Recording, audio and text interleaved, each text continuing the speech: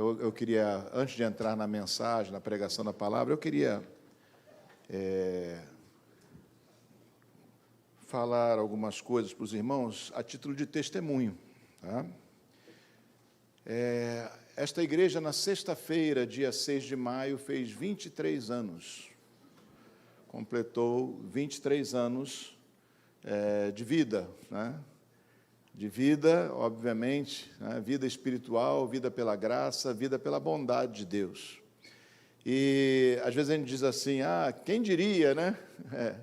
Eu diria, porque não tem nem o direito de não dizer com confiança, porque, na verdade, tudo isso é parte de uma visão de Deus, de uma visão não, de visões, né? De Deus, de coisas que o Senhor falou e o Senhor vem cumprindo, né? Pela sua graça, pela sua bondade. Então, eu diria sim, porque se eu não dissesse, eu já tinha desistido há muito tempo, né? Se eu não tivesse essa certeza no coração, se nós não tivéssemos essa certeza, nós já tínhamos desistido há muito tempo, porque, obviamente, a obra de Deus não se faz sem que Deus vá adiante, sem que o Senhor esteja à frente, avante, porque a obra é dele, né? Nós somos meros coadjuvantes nessa obra, não é? Ou seja, gente que está participando, se envolvendo, fazendo a obra de Deus, realizando com as seus parcos recursos e capacidades humanas aquilo que homem nenhum poderia fazer, que é uma obra espiritual. Só o Senhor pode fazer isso. Mas eu queria rapidamente dar um pequeno histórico para os irmãos compreenderem como é o caminho de Deus, né? Como é que Deus faz as coisas. Nós não chegamos aqui sem que houvesse um caminho, não é? E é óbvio que quando você olha do começo para o fim, você não vê muito claramente, mas quando você olha do meio para trás, você então compreende historicamente como Deus conduziu todas as coisas, né? Uns 3 anos antes de nós começarmos aqui esse trabalho, eu era pastor na igreja de Nova Vida ali em Botafogo, não é? Juntamente com outros pastores e com o bispo Walter, na época, né? Porque o bispo Roberto já era falecido, e ele colocando um dia lá em oração para os pastores, eu tive uma visão, não uma visão no sentido mais, né, uma convicção muito forte no coração de que eu deveria abrir uma igreja em Copacabana. É estranho porque, assim, com todo respeito às pessoas que moram aqui, eu não gosto, não gosto do bairro, né? Eu acho um bairro muito tumultuado, muito agitado, né? E eu fui, assim, sempre tive uma resistência, tanto é que eu nunca quis morar, né? Moro em Botafogo já há muito tempo, morei quando era jovem, solteiro, morei em Ipanema e agora moro em Botafogo desde que casamos, né? Mas eu nunca tive nenhuma outra, ou desejo, ou qualquer simpatia pessoal, no sentido, eu gostaria muito, não. Mas Deus colocou no meu coração aquilo, né? E eu comuniquei, ao passado um tempo, pus em oração, obviamente, para ter uma confirmação, comuniquei ao bispo, e ele, de primeiro, ele deu aquela, ok, amém, né? Mas, passados uns dias, ele me chamou para sentar com ele disse para mim, olha, eu quero pedir a você que você não faça isso, né? Que você não vá, porque eu preciso de você aqui. Na época, eu era administrador ali, então estávamos numa série de mudanças, precisava no sentido de eu estava fazendo um trabalho de administração e era necessário, então, que eu permanecesse, porque havia várias coisas no momento que não dava para abrir mão. Ele disse, olha, precisava que você ficasse aí mais pelo menos 1 ano e meio, 2 anos. E eu concordei com ele, né? Assenti, acho que também não tinha muita opção. Mas eu concordei com ele naquilo e acabou que aquilo passou do meu coração. Eu, obviamente, comecei a me envolver cada vez mais lá, fui colocado como, num primeiro momento, mais adiante eu me tornei o pastor, regente. Havia um bispo, mas quem era o regente da igreja era eu, e eu comecei a me acomodar com essas coisas, né? E um belo dia parece que tudo mudou de uma hora para outra, tudo virou de perna para o ar, né? ele retomou a regência, e hoje eu posso falar essas coisas, 23 anos, 24 anos depois, eu me sinto tranquilo de falar sobre coisas que a gente guarda no coração para não agitar as pessoas, nem tampouco contaminar, né? Mas mudou tudo, né? E aí, então, eu pedi mais uma vez, eu disse, olha, eu quero sair, eu quero abrir uma igreja. Mas eu já nem falei sobre isso, porque havia uma regra denominacional. A regra denominacional que era muito razoável, eu acho que era uma coisa razoável, 5 quilômetros de distância. Por quê? Isso era para que outras igrejas, que é para a igreja poder se espalhar, né? Porque senão você fica juntando um monte de igreja no mesmo lugar. Então, havia uma regra de 5 quilômetros de distância. Então, Copacabana era inviável, porque é menos de 1 quilômetro, né? E eu, então, obtive a permissão e eu abri o meu mapinha e fui ver o que era 5 quilômetros de distância, era Gávea. E eu andei rodando pela Gávea, orando naquele lugar, vi alguns imóveis, algumas coisas assim. E aí, quando um dia eu estava na igreja, ele me chamou de novo, o bispo, e disse, nós nos tratamos, quando nós éramos pastores, nós nos tratávamos pelo nome, né? Mas depois que ele se tornou bispo, eu preferi chamá-lo mesmo de bispo, mas ele virou para mim, Marco, né? Esse é o meu nome. E aí, já encontrou um lugar? Eu disse, ainda não. Ele disse, mas você está procurando aonde? Eu disse para ele, na Gávea. Ele, por que na Gávea? Eu disse, por causa da regra, são 5 quilômetros. Ele disse, não. Com a gente não, isso não tem problema. Por que você não vai aqui em Copacabana? Eu, oi? Primeiro, oi, aí, né? Eu disse, opa, olha aí, você estava abrindo mão de uma visão e está sendo chamado de volta a ela. E eu andei por esse bairro aqui, todo ele. Não tenha dúvida que eu andei todas as ruas transversais, andei literalmente a pé, procurando placas, né? E durante uns 3 meses, mais ou menos, até que finalmente encontramos um imóvel ali. Sabe que você chamar pessoas para pedir opinião sobre uma visão que é de Deus é muitas vezes frustrante, porque as pessoas não estão na mesma visão, né? E eu chamei algumas pessoas, levei ali na loja ali para verem pelo vidro, né? E a loja era do tamanho da plataforma de Botafogo, do lugar onde a gente fazia, onde os pastores dirigiam o culto. Então, muitos irmãos chegaram, mas pastor, não dá, isso é muito pequeno, isso é apertado. Eu disse, meu Deus do céu, para que eu fui pedir opinião? Né? Porque a visão a gente não pede opinião, a gente vai e faz. Né? E então nós conseguimos concluir aquele contrato, né? Fizemos aquele contrato lá de aluguel, tinha muito dinheiro na frente para pagar, de luvas, né? E começamos lá. Nós começamos lá e nós tinha dia que não tinha espaço para ninguém. Assim, eu me lembro de ter uma ocasião, o praticável lá, era uma plataformazinha de 1,5 m por 1,5 m, tinha gente sentada na minha plataforma olhando para mim assim, né? E eu com medo de pisar no dedo da mão dos irmãos, né? Isso era um dia ou outro, acontecia essas coisas assim, né? Um dia que resolvia todo mundo vir no mesmo dia, no mesmo horário, e assim nós fomos caminhando nesse sentido. Mas quando nós estávamos lá, Deus me deu uma outra palavra, Deus me deu uma outra visão, e agora uma convicção. Aliás, deixa eu antes falar sobre uma coisa, sobre o começo da igreja, para você ver como uma coisa é muito espiritual, na verdade é uma guerra espiritual. Nós fizemos a inauguração da igreja, tinha lá umas, sei lá, 200 e tantas, 300 pessoas no dia da inauguração, mas é o pessoal que só veio só para a festa, né? Não são membros. E isso foi numa quarta-feira, quinta-feira? Uma quinta-feira, né? O bispo foi lá, fez o culto inaugural, ok. No sábado tinha a primeira reunião da igreja, foi uma reunião de juventude, de jovens. Eu fui no sábado, estava o pastor Alexandre dirigindo, ele não era pastor ainda, né? Era o líder da juventude, e ele estava dirigindo o culto, e eu estava lá atrás, e tinha uma senhora andando na calçada, para um lado e para o outro, literalmente amaldiçoando, né? Amaldiçoando mesmo. Ela pertencia a uma outra religião, não vou falar qual, e estava ali orando contra, digamos assim, rezando contra, né? E amaldiçoando. Deu para perceber, né, pelas palavras mesmo que ela dizia, não fazia questão nenhuma de esconder.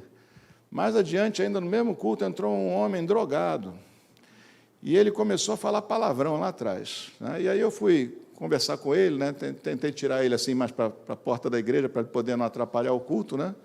Ele disse, não, vamos conversar ali fora. Quando eu falei, vamos conversar ali fora, ele achou que eu estava chamando ele para brigar lá fora. Aí foi lá para fora e disse, e aí, o que vai ser? Eu disse, não vai ser nada, só estou querendo conversar contigo. Foi um dia difícil. E aquela noite eu sofri um ataque espiritual, de terror noturno, acordei numa angústia, havia uma opressão, uma coisa horrível dentro do quarto. Minha esposa estava dormindo, mas eu acordei com aquela angústia toda, e eu percebi um ataque espiritual, e eu repreendi Satanás naquela noite. Eu dobrei meu joelho, orei ao Senhor, e depois eu repreendi Satanás e disse, olha, se você pensa que eu vou desistir, porque você está fazendo isso, está me ameaçando, eu não vou desistir. Em nome do Senhor Jesus, eu vou levar adiante. E não adianta você insistir. Você já está derrotado. Orei, meu coração acalmou, a situação diminuiu, eu fui dormir. E, honestamente, pouquíssimas vezes nós tivemos qualquer outro problema aqui. Eu quero dizer para o irmão que lá em Botafogo nós tínhamos problema a cada 15 dias, aparecia algum louco, alguma coisa assim. Né? É interessante. De vez em quando tinha esse tipo de problema. E nós aqui, se tivemos isso em 20 e tantos anos, uma vez ou duas vezes, não comigo nada me aconteceu, uma coisa ou outra, mas houve paz, né, para fazer o trabalho. E, depois de um tempo, então, Deus me deu uma outra palavra no coração, uma outra certeza. Eu vou distinguir, é uma visão, mas eu vou distinguir aqui visão de visão. Tá? Existem maneiras diferentes de Deus falar. E Ele me deu uma outra palavra no coração. Ele disse, olha, vocês vão ficar 3 anos nesse imóvel, aquele imóvel de lá. Né? No 3º ano, vocês vão conseguir outro lugar. E no 10º ano, você vai comprar um lugar. Tá? E, então, eu compartilhei isso para a igreja. Tá? E 3 anos mesmo, foi no mês de março de 2002. 2002, né? Isso. 3 anos. De repente, esse imóvel aqui vagou, né? Alguém falou sobre ele, arrumaram para a gente... são dois proprietários diferentes, um proprietário aqui, outro proprietário ali. Né? E nós viemos aqui, fechamos contrato em março ainda, só abrimos a igreja em junho porque queríamos fazer obra e adequação. Ou seja, 2 meses antes de completar 3 anos, nós tínhamos condições de mudar. Não mudamos porque simplesmente demorei aqui na obra um pouquinho para poder preparar o lugar. A próxima etapa era 10 anos depois, e eu sempre fui procurando imóveis, e a gente estava sempre procurando ver, andamos vendo algumas coisas, né, pastor Alexandre? Aquele lugar imenso ali onde é o Brownstein hoje em dia, ali na Xavier da Silveira, né? Olhei aquele lugar, era um absurdo de caro, eu disse, de repente eu posso morar lá, e aí eu diminuo os meus custos para a igreja, enfim, era uma doideira dessa, obviamente. O pastor Alexandre não me aconselhou nisso. Então, ficamos desse jeito, aguardando, né? Até que, finalmente, então, nós tivemos a oportunidade de comprar aqui ao lado. Né? E nós tínhamos um dinheiro guardado, na verdade, créditos de consórcio guardados, e quando nós fechamos o negócio aqui, a empresa, né, ela avaliou o lugar com um preço que não existe em Copacabana, botou muito lá abaixo e não liberava o dinheiro que nós tínhamos lá dentro. Nós tínhamos, na verdade, pagos mais de 600 mil e tínhamos de crédito mais de 1 milhão, lá 1 milhão e 200, mais ou menos, 1 milhão e 80, eu acho, uma coisa assim. Enfim, eu tive que pedir desculpa à pessoa que era o responsável pela negociação, fui a São Paulo, né, e falei para ele, olha, lamentavelmente a financeira lá não reconheceu, criou um problema e nós não vamos poder concluir esse negócio. Então, ok, voltei para cá, briguei com a financeira, peguei nosso dinheiro de volta, né, reclamamos com eles, exigimos que eles nos devolvessem o dinheiro que tínhamos pago já e pusemos numa conta aquele dinheiro, e era um dinheiro insuficiente para um imóvel, e mais ou menos esquecemos isso. E eu estava num congresso, o pastor Alexandre, o pastor Evandro estava conosco ainda aqui também, né, e as respectivas esposas estavam num congresso lá em Água de Lindóia, um congresso que nós costumávamos ir, congresso evangélico, nós costumávamos ir, quando eu recebi um telefonema do representante dos proprietários, né? Ele disse, olha, eu queria ir aí conversar contigo. Eu disse, olha, eu não estou no Rio. Ele era de São Paulo. Eu não estou no Rio, eu estou em Água de Lindóia. Né? E ele disse, maravilha, é aqui pertinho, cansei de passar minhas férias de infância aí. E ele foi lá ele abaixou tudo, tirou 200 mil, resolveu fazer financiamento próprio particular, ou seja, nós vendemos isso para vocês, a gente parcela isso, ou seja, tirou toda e qualquer barreira. Eu apertei a mão do homem, né? Quando ele falou aquilo tudo, eu disse, puxa vida, ok. Mas ia ser uma lenha de qualquer forma, porque nós íamos pagar em 18 meses a razão de 30 e poucos mil reais por mês. Não tinha a mínima condição. Isso há mais de 10 anos atrás, né? Mas foi aquele negócio, é pela fé, o Senhor proverá, né? Não com irresponsabilidade, mas pela fé, de fato. E apertei a mão dele, e quando eu saí, fui contar para eles, foi até a Cleide, a esposa do pastor Evandro, né? Ela virou para mim, você lembra que dia é hoje? Eu disse, hoje é dia 5 de maio. Pois é, amanhã vira o 11º ano de aniversário da igreja. Deus tinha me falado em 10 anos, faltava um dia para virar para 11. Quando o Senhor nos abençoou, eu tinha até mesmo esquecido. Não estava mais... Sabe quando você dá aquela murchada e diz, não foi? Né? O que é que houve? Mas o Senhor confirmou ainda aquela palavra. Uma semana depois eu conversei com alguns pastores, amigo meu, 2 pastores, pastor Melo, pastor Edilson. Né? Eu falei para eles, olha, novidade, vou fazer assim, botei esse preço. Aí eu recebi uma palavra assim, naquela palavra, sabe, que mata qualquer um. Um deles virou para mim e disse, Marco, você vai morrer. No meio desse caminho, o povo vai cansar, eles não vão conseguir, eles vão te abandonar, não vão pagar. E você vai morrer, né? Assim, no sentido figurado, né? Você vai se angustiar, você vai morrer. Você precisa de outra coisa. Você precisa de um milagre de Deus de outro jeito. Isso não pode ser assim. Eu olhei para eles e disse, rapaz, que palavra, né?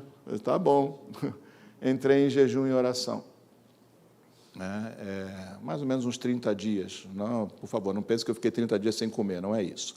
30 dias consecutivos de jejum. Né? E, ao final desses dias, Deus me deu uma palavra, e essa palavra que eu vou só mencionar rapidamente, no livro de Êxodo, no capítulo 25, versículo 2, lembra que o povo de Israel, quando saiu do Egito, os egípcios deram argolas de ouro e prata para eles, né, gado e tudo mais. E aí, então, quando eles estavam no deserto, Deus mandou eles construírem um tabernáculo, né, e ele diz, olha, como é que ia ser feito isso? Né? Então, ele vira para Moisés e diz, olha, de todo homem cujo coração o mover, receberei a minha oferta. Essa foi a palavra que Deus trouxe viva no meu coração, depois daquele período de jejuns, né, e oração, pedindo ao Senhor, né, o que é que eu faço para sair dessa encrenca. Né? E eu recebi essa palavra. Né? De todo homem cujo coração o mover, eu receberei a minha oferta. Ou seja, eu não tinha que fazer uma campanha, não tinha que ficar pedindo dinheiro durante meses, né? Eu tinha que deixar o Senhor mover os corações. E eu, então, compartilhei com a igreja o desafio, né? A documentação estava em andamento já, né? Para aquelas certidões de anos reais e tudo mais. E eu comuniquei à igreja, eu fiz um propósito com a igreja, falei, olha, só vou falar no culto de manhã hoje, no culto à noite, no domingo que vem de manhã e à noite eu não falo mais sobre isso. A palavra que eu tenho do Senhor é essa, né? Ou seja, de todo homem cujo coração o mover, eu receberei a minha oferta. E, meus irmãos, em um mês, nós tínhamos todo o dinheiro que nós precisávamos. Uma parte já em dinheiro, já que a gente pôde pagar, e outra parte em promessas no próximo mês. Ou seja, nós tínhamos todo o dinheiro necessário. O Senhor honrou a sua palavra, Ele tocou no coração das pessoas, houve milagres aqui, não só na ponta, né, ou seja, de quem deu para cá, mas teve gente que também, entregando a sua oferta, tinha 2 irmãos que estavam comprando apartamento, coitados, e eles, de coração, ofereceram, um recebeu um desconto lá tremendo, o outro recebeu um dinheiro extra, se não me engano, não me lembro mais, mas acabou que foi reposto o dinheiro que eles tiraram de uma oferta, né, digamos assim, robusta, dada a condição das pessoas. E o dinheiro entrou, e nós compramos o lugar aqui ao lado. Por que eu digo que eu não diria, quem diria, né, que nós íamos chegar a tanto? Porque o Senhor deu uma visão, e Deus mostrou, e Deus confirmou ao longo desse tempo todo. Então, eu até entendo porque Deus fez dessa forma, não porque eu não sou uma pessoa especial nesse sentido. Na verdade, eu sou especialmente fraco, por isso que Deus foi dando um monte de visão, para que eu não parasse pelo meio do caminho, eu não me cansasse no meio do caminho, eu não me atemorizasse no meio do caminho. Mas a gente passa, né? Ontem mesmo eu estava falando com a minha esposa, né? Eu estou cansado.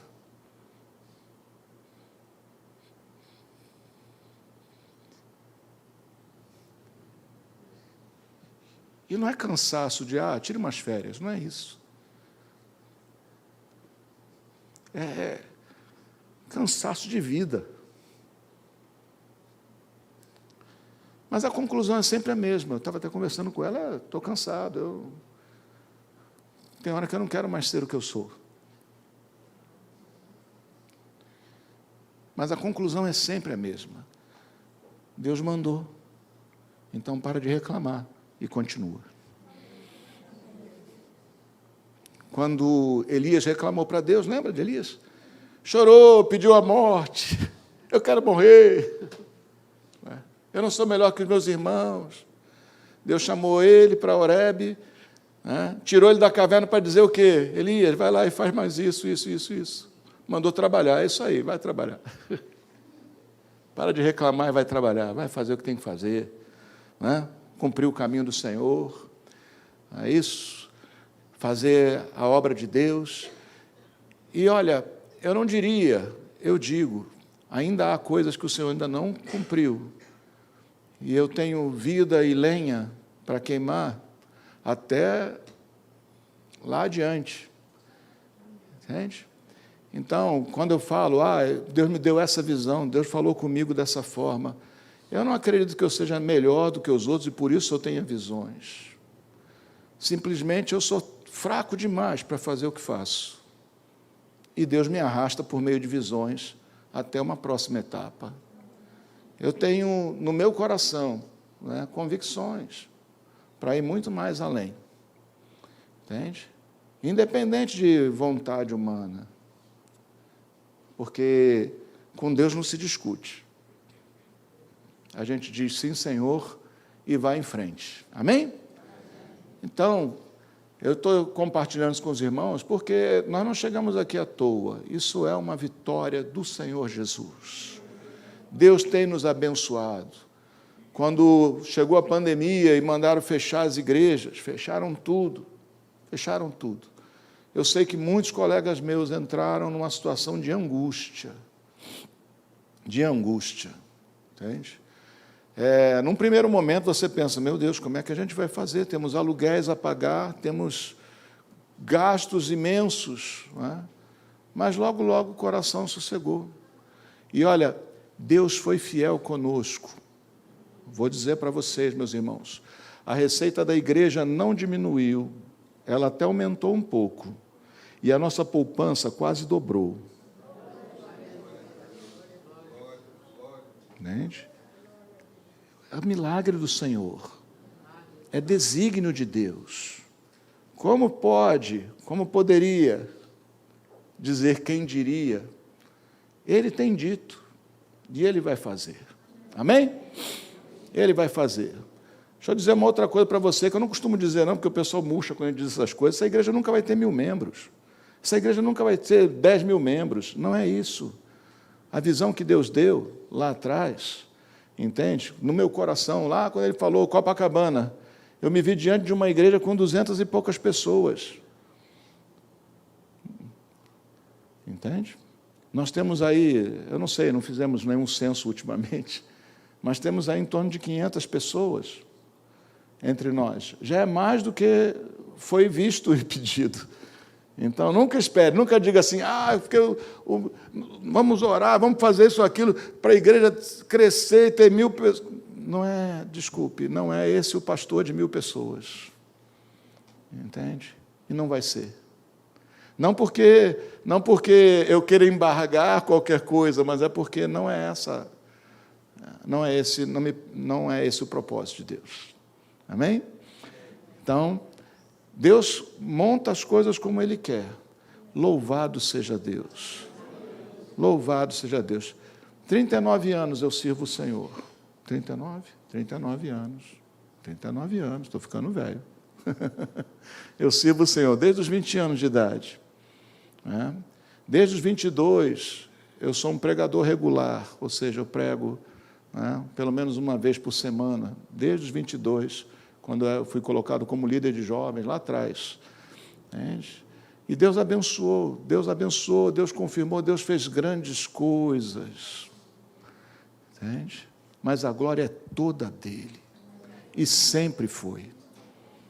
Você está diante de um homem fraco, que Deus foi empurrando pelo caminho. Você está diante de um homem que de princípio é tímido. É tímido, ao ponto de, vamos dizer assim, gostar muito de ficar na sua própria companhia. Ou seja, de ficar sozinho. Mas quis o Senhor. Amém? E a gente não discute com o querer de Deus. A gente vai andando. A obra é dele, quem faz é ele. E nós vamos muito mais além. Tá? Eu tenho visão para a vida. E eu sei que tudo isso veio da parte do Senhor. Amém? Eu só queria compartilhar isso. Tá? Desculpe qualquer emoção no meio do caminho, mas eu queria compartilhar isso para que você compreenda como as coisas são e como elas podem ser com qualquer um de nós. Não há homens especiais, não há pessoas especiais. Há um Deus poderoso cumprindo o seu desígnio, e Ele exalta quem Ele quer e Ele abate quem Ele quer.